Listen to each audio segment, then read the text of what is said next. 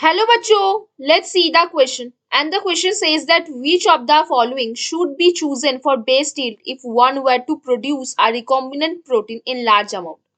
Option A, laboratory flask of largest capacity. Option B, a stir tank bioreactor without inlets and outlets.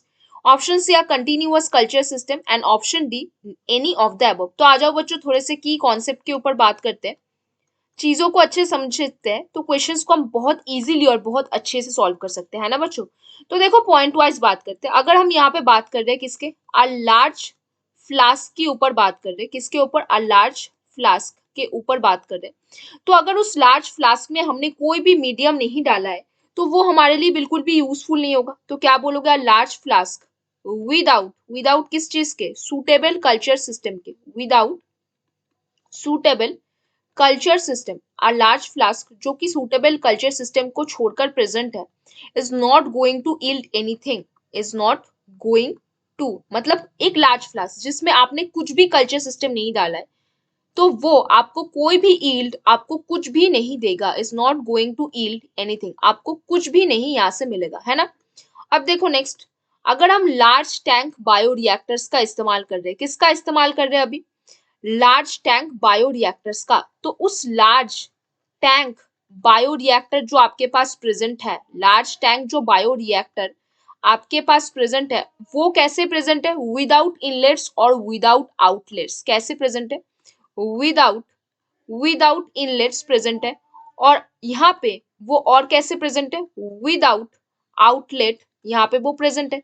तो जब वो without inlet और without outlets present होता है तो you are unable to give suitable culture. तो आप क्या बोलोगे, without suitable culture it's not going to give anything. तो आप क्या बोलोगे, विदाउट सूटेबल कल्चर, कोई भी सूटेबल कल्चर जब आप नहीं डाल रहे हो उस सिस्टम पे तो आप कैसे एक्सपेक्ट कर सकते हो कि वो आपको बहुत ज्यादा यील्ड देगा। तो suitable culture system is not going to yield anything, मतलब कुछ भी आपको वहां से नहीं मिलेगा, यील्ड एनीथिंग, है ना। अब देखो आप नेक्स्ट क्या कर रहे हो, अभी आप नेक्स्ट एक ऐसा सिस्टम अपनाए और वो सिस्टम का क्या नाम है, कंटिन्यूअस कल्चर सिस्टम। तो कंटिन्यूअस कल्चर सिस्टम पे आपके पास क्या होता है, इनलेट आउटलेट सब प्रेजेंट होता है। आप सामान जैसे डाल रहे हो और उस सामान को आप वैसे उठा भी रहे हो, है ना। आपके पास क्या है, कंटिन्यूअस कल्चर सिस्टम है। तो इधर क्या प्रेजेंट है, producing a large amount of recombinant protein. ये क्या करता है, इसके पास काफी ज्यादा कल्चर सिस्टम डाला जाता है, एज बिकॉज इसके पास इनलेट्स भी है आउटलेट्स भी और आप सुटेबल कल्चर सिस्टम डाल रहे हो।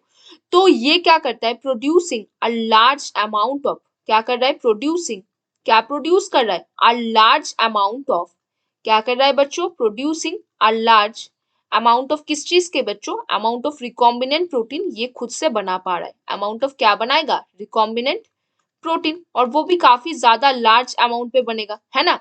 तो यहाँ पे कौन सा से आंसर बनेगा बच्चों, laboratory flask of largest capacity, no, आपने यहाँ पे कोई भी सुटेबल कल्चर सिस्टम नहीं डाला तो ये आपका कैसे आंसर हो सकता है।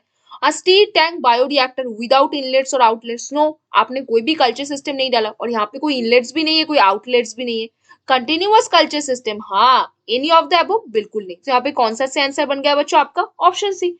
कौन सा आपका सही आंसर बन गया बच्चों, option C, a continuous culture system. तो बच्चों hope you understand the question very well, best of luck बच्चों।